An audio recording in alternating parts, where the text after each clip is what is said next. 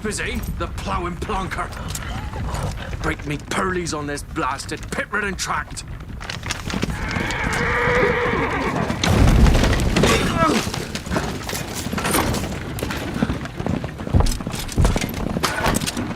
With fear not dry road.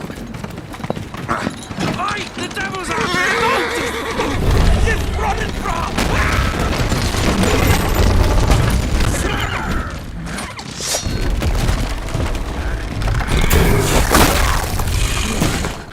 Look out there, shield us.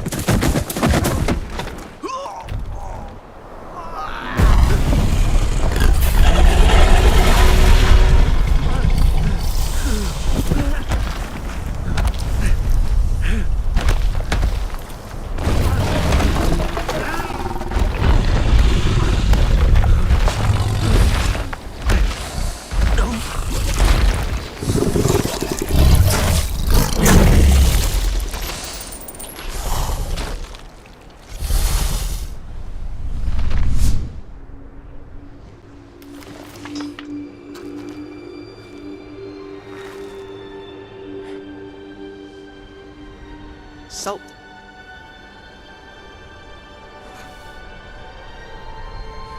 Almost had me fooled, Fruin.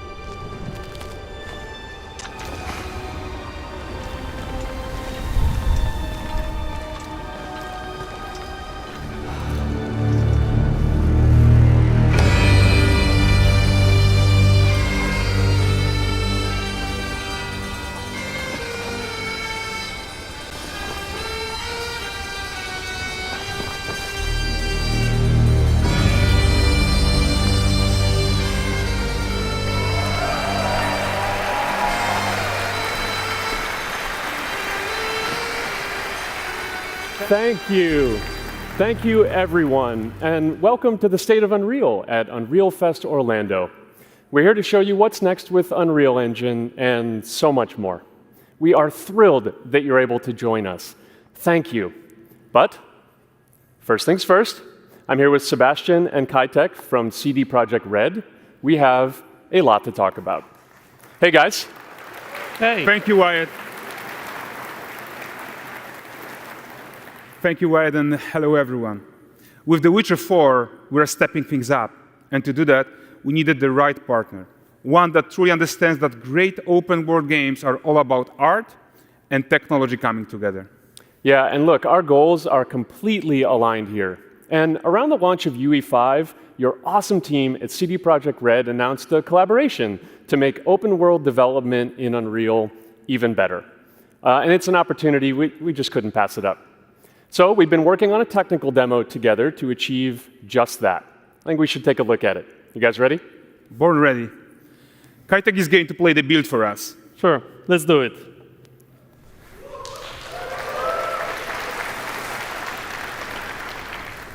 This is a technological showcase set in the world of The Witcher 4.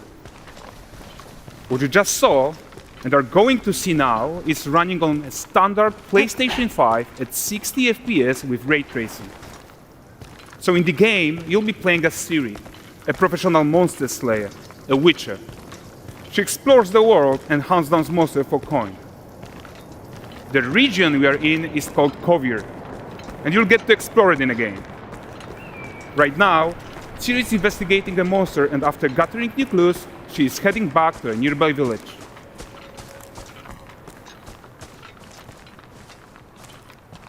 All right, everyone, meet Kelpie. Let weeds be weeds, Kelpie. So just like Geralt had Roach, Ciri has her own loyal companion. We return to town. These two characters need to feel like one. Since you're gonna explore the world on horseback, riding needs to feel seamless, natural, and just fun. Yeah, and to support that, we're introducing multi-character motion matching in Unreal. So Ciri and Kelpie, they're perfectly synchronized when mounting from any angle and speed. And we also support root motion movement on Kelpie, so controlling her feels realistic and grounded. And there are also some really nice improvements to our Unreal Chaos Flesh Solver and these machine-learned deformations. So you've got realistic muscles moving and stretching under Kelpie's skin without compromising the performance there.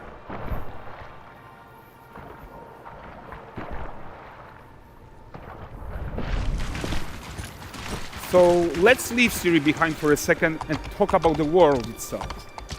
So much of the Witcher world is natural, organic, especially Kovir with its dense forest and wild nature. Yeah, and wild nature is hard. And with nanite geometry, we've freed artists from so many of their old constraints. But we don't want to rest until everything we do in Unreal has that same spirit of freedom. There's always more work to do. And foliage is a huge piece of that puzzle. So we are excited to introduce Nanite Foliage. And in order to achieve gorgeous foliage density everywhere, while still being memory efficient, fast to render, we believe that a new idea was needed. So instead of the same card approach we've been using for the past 20 years, artists should be free to take a nanite approach to foliage, modeling every single leaf and pine needle. And the old LOD tricks of the past, they needed a complete rethink. And in their place, it's a new adaptive voxel representation in nanite. It's volumetric, it's fully 3D, it is super fast to render. And these dense clusters of triangles turn into these cubes, which at a distance, they're no larger than a pixel, and they react to the changing light of our dynamic sun and our shadows, and they allow artists to render whatever amount of foliage is needed to achieve their vision without compromise. And no compromise means how ambitious we are when it comes to bringing our vision to life with incredible visuals. But more than that, together with Epic, we created faster way to load the world. We can now bring in more content more quickly for the smoothest possible experience as we fly down to catch up with Siri.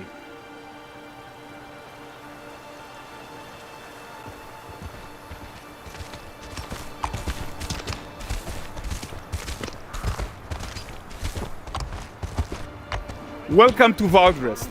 So Valdrest is a port town, a hub for fishing, trade and mining.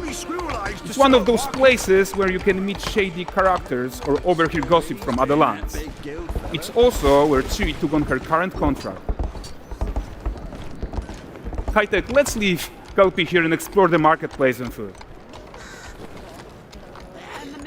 I'm so excited we can finally show you some of this stuff. Let's see what Valdrest has to offer. Not her again. Not even at the Land Exeter Fair! Now, 9 gazes while I present him with a fish. For the furry rascal will often wink, and the bear's weight grants good fortune. Here, have they?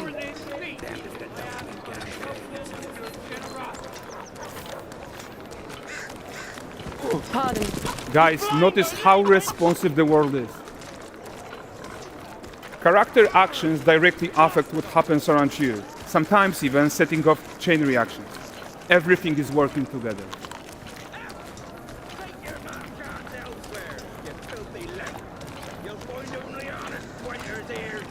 Oh, look at this poor gentleman being taught how to fly by an angry innkeeper. That's what happens when you cheat at Gwent. Last of it, is it? Ready to wait. Jingling the purse.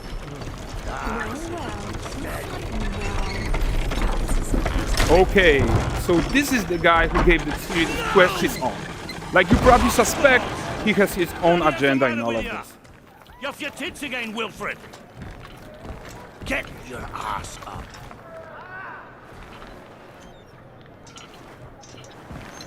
A typical day's toil. Who in? Oferece. What news of my wagons? No eternity is taking that damn salt to arrive. I found them. And, well, suffice to say, they'll not reach you. As for the salt, I found not one speck. I presume this comes as no surprise to you. Now. Kovir's smuggling trade is of no concern to me. Shush, shush, shush. The Manticore, that flattened your cars and devoured your men. Quite the opposite. Manticore? No, them winged hellspawn dwell in the arse end of Creighton, not here. While Siri decides what to do about that merchant, let's take a look at the character technology that powers this marketplace. Why don't we listen in on these fishmongers? They're selling their wares, chatting up customers. Morning catch this is. Won't find none fresher. Rugged me ladies after one of Cuz, get this cleaned and gutted for you. You mind, dearest? Interesting, something more. Got mackerel, cod, all Braxton's finest. And there is tons of tech at play here, even in this simple market stall. Metahuman tools, improved Unreal smart objects, chaos cloth, and more. Yeah, and all of this exists to make sure that the gap in quality between Siri and NPCs is as small as possible. Yeah, and closing that gap, it's not just about fidelity, right, but also authenticity. They should react to changes in the world around them. But the prisoner in pillory isn't exciting enough for Valdrest. Let's grab everyone's attention with a circus.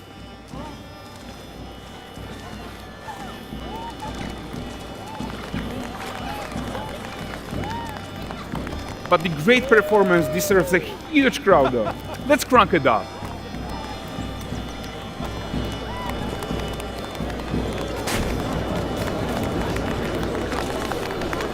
So you are seeing tons of optimizations here to many of Unreal's systems, including an entirely new Unreal animation framework, allowing us to fit easily in our 60 FPS budget, not just in rendering, but also with room to spare on the game thread. Over 300 animated skeletal mesh agents all going about their business. And the whole point is to leave breathing room for developers like you to introduce the gameplay and the systems that your players expect, empowering you to make your worlds come to life without Unreal standing in your way. You are right, and that's the open world RPG that we're making. But before we wrap up, how about one final check-in with Siri?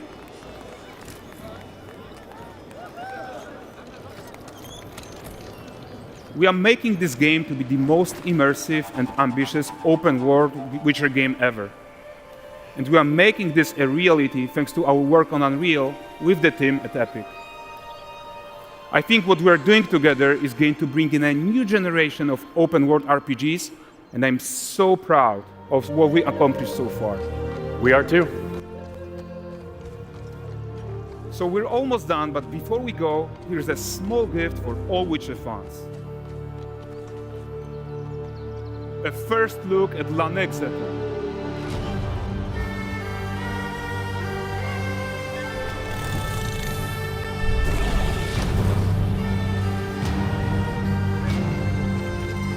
Onward, Kelby. We've worked.